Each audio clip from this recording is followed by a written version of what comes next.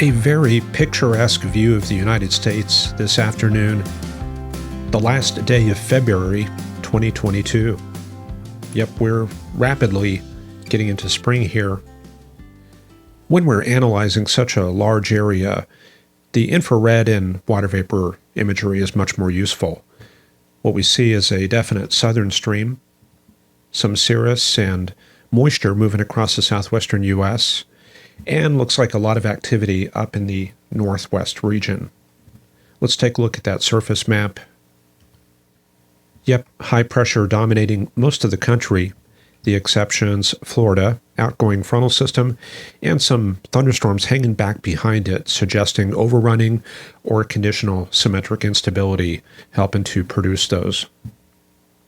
In the northwest, we have a new Pacific system approaching the coast. I would expect that that's heading mostly for British Columbia. We will check out the atmospheric river situation. And in the northeastern U.S., or I should say up north, a very weak Alberta clipper coming through Minnesota, producing some snow around International Falls and Duluth.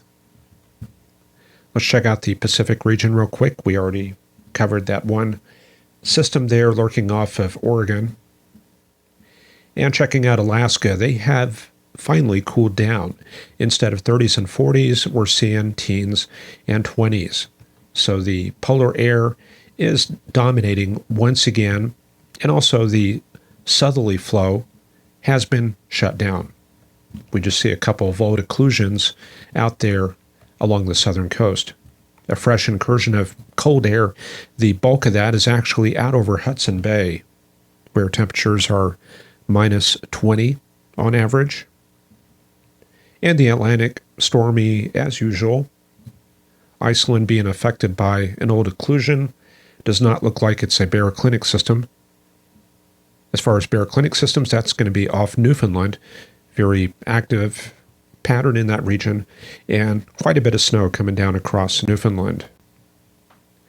And some of that does affect the northeastern U.S., cold air advection coming through the Maritimes, New England, and the northeast U.S. And checking out Europe, where we do have a war going on in Ukraine and a crisis throughout much of that region. There goes that disturbance we were talking about last week, passing through Turkey, producing some showers in that region, and also wraparound southern Ukraine in that deformation zone, getting some snow showers. And you can see Crimea there getting some heavier precip, and that's probably affecting Russian operations coming up into southern Ukraine. One thing that's notable is the lack of weather data. In fact, I'm actually surprised we're getting this much out of Ukraine. However, Kiev, located right around this area, you can see that the flow of weather data has been shut down, and similar situation in the Donbas area and southern Ukraine, where intense fighting is taking place right now. We are getting that northerly flow, some colder air, temperatures in the low 30s across much of the country, snow coming down at Kharkiv, where there's heavy fighting. But heading into the rest of the week, you can see this pesky low-pressure area around Crimea and a flow of moist, warm air coming up into the eastern part of Ukraine. And that's going to mean extensive light snow, clouds in that wraparound deformation zone, which will persist through much of the week. And we're not going to clear that out probably until the weekend. We were talking about that flow of moisture into the Pacific Northwest. You can see it right through here. Meanwhile, further out to the west, that's a huge band of strong winds out in the central Pacific. Those winds in excess of 170 knots. The integrated water vapor transport does show the axis of highest values coming into northern Oregon and southwestern Washington. Those values up near 800. And as that comes inland, we get the drying of the system and they start coming down. But there should be some substantial rain around Portland and surrounding regions of the Pacific Northwest. Looks like that does gradually taper off and move south over the next couple of days. And then further out in the Pacific, looks like another push of moisture, some of it arcing up there into the Gulf of Alaska. But overall, looks like at least a week of dry conditions, possibly longer on the West Coast. Temperatures across the country this afternoon near seasonal normals. The only exceptions, Sacramento tying their record of 74, and also San Jose coming up to 76. That's pretty warm for the Bay Area. A repeat of that tomorrow. Palm Springs there coming up to 90 degrees. No record lows. And for Wednesday, the heat moves into the Great Basin area. Winnemucca coming up to 70 degrees. That's impressive. They were in the deep freeze just a couple weeks ago. And Burbank approaching the mid-80s.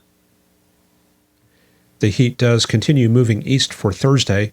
That's suggestive of a progressive pattern with the upper level ridge probably moving into the central U.S., the Amarillo area up in the 80s, and 77 at Pueblo, Colorado. For Friday, temperatures near normals all across the country. But for the weekend, we can see the heat building in across the southeastern U.S. The heat will intensify for Sunday, almost 90 degrees across Georgia, and even Washington, D.C., touching the low 70s. Let's take a look at a few areas of interest around the country. Very nice in the southwestern U.S. Las Vegas, clear skies. And that's where Big Rig Steve is, heading from Riverside to Denver, Colorado, on Interstate 15, heading northeast. And, well, I wish I had some weather to show you, but that's how it looks there in the desert just north of Las Vegas. Going north, we get into that Pacific weather system, picking up the mountain wave activity in Oregon, lots of mid and upper level cloud. And then we get into the soup there, the Cascades. You can see a lot of orographic lift helping to enhance some of that cloud material. And then on the lee side, a little bit of clearing as we get that descent out to the east. Montana getting a lot of downstream effects this afternoon, extensive mountain wave out to cumulus and cirrus. The North Plains contending with that little Alberta clipper. Remember, that was located in northern Minnesota. Cold front like that, warm front like that, and most of the lift up to the north where we have the warm air advection in Duluth, Lake Superior. Then on the other side, we've got the cold air advection effects producing some unstable cumuliform type clouds.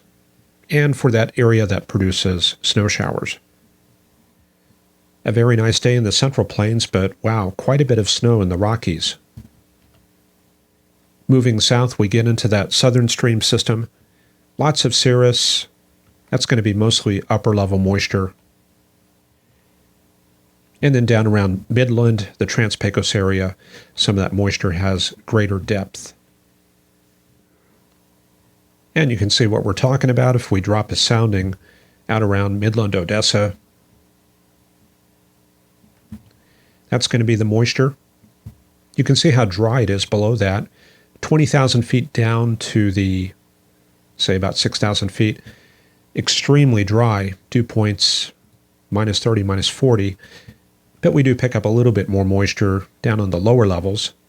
Above that, that's going to be that saturated layer from 20,000 up to about 35,000, producing extensive cirrus. Florida dealing with a frontal system of their own. The state mostly under the influence of this cold front, some lift back behind that. You can see the cumuliform cloud tops around the Jacksonville area offshore. The Midwest, fairly nice this afternoon. Westerly winds, that tends to be dry. And then moving up the Atlantic coast, nothing much in that region either. But of course, in the northeastern U.S., we get into that cold air advection. And offshore, we see the cold air advection stratocumulus. That's very similar to lake effect snows that we see on the Great Lakes, except here it's passing over the relatively warm waters and, of course, the Gulf Stream. Let's quickly size up our dynamics before we head into the forecast. This is the 500 millibar contours with the 700 through 400 Q vectors. So this is a great way to look at the dynamics. We see ridging on the west coast. That is, of course, being rapidly broken down by that frontal system offshore. Most of the heavier dynamics well out to the west. And we can see a couple of disturbances moving through the Great Lakes and Minnesota. That one probably paired up with the surface system. And then here's that other wave supporting the frontal system in Florida. So let's look at the forecast very quickly. This is, of course, the GFS model. Fairly progressive pattern. Well, I'm not so sure about that. That ridge is really hanging on there. But this other trough, trying to break it down. Not much change in the northeastern U.S. This is going to be the 3rd of March. And then towards the 4th and 5th, a couple of major waves moving through the southwestern U.S. Now that does break down the ridge, pushes it eastward. So this part of the country, looking at warm conditions around the 5th, but very unsettled. New Mexico, Arizona, Nevada, Texas. And as that moves out into the Great Plains, if that can get linked up with moisture, we could see some storms around the 5th and 6th. But yes, let's look at that moisture. We've got extensive offshore flow, which is very detrimental. The 60s dew points pushed out into the central Gulf. Those are not going to be back for a while. Flow starts turning around in South Texas, 2nd, 3rd. Now we're starting to get 60s around Corpus Christi and Brownsville. That's going to be on Wednesday night. Meanwhile, backdoor front coming into the central U.S. And things are getting unsettled in the southwestern U.S. You can see the flow picking up across that region. Meanwhile, 50s dew points coming into Texas and then 60s on its tail. So we do have the prospect of linking that system up with some moisture. And there we can see cyclonic flow on the high plains, Colorado, Kansas, lots of 50s all the way up to Nebraska. Probably not very deep. Let me check out Oklahoma. Yeah, the depth is only about 3,000 feet. That's not very good. That's very common this time of year, though. It's hard to get good deep moisture return. And then by the time the system pulls out into the plains around the 5th and 6th, it's linked up with that shallow moisture. So I think the severe weather may be kind of spotty. Well, now we're up to about 5,000 feet depth, so that's better. But you can see the strong shears, the earth 1 kilometers. That's going to make for some enhanced SRH values. And then down in East Texas, the moisture probably even a little bit deeper. Yeah, that's up to 7,000. That's actually pretty good, but I do see some capping up there at about 9,000 to 10,000 feet. And the instability, that's really not that great. This is pretty far south relative to the mid-level system. The better instability, that's going to be up in Kansas, Oklahoma. And there it is. Yeah, that's almost a dry adiabatic lapse rate. So yeah, it looks like this weekend, I think we're going to see people out on their first big chase of the 2022 season. And yeah, look at this. You can see the push of Canadian cold air coming in back behind it. And that pretty much hits the Pacific cold front and closes it up like a big zipper. And then the system progresses to the east and southeast. More cold air filtering into much of the southeastern U.S., and then maybe kind of a quiet period there for the 9th and 10th. And that's all for the Monday edition of Forecast Lab. Thank you for watching, and we'll see you back here on Wednesday. Take care. Bye-bye.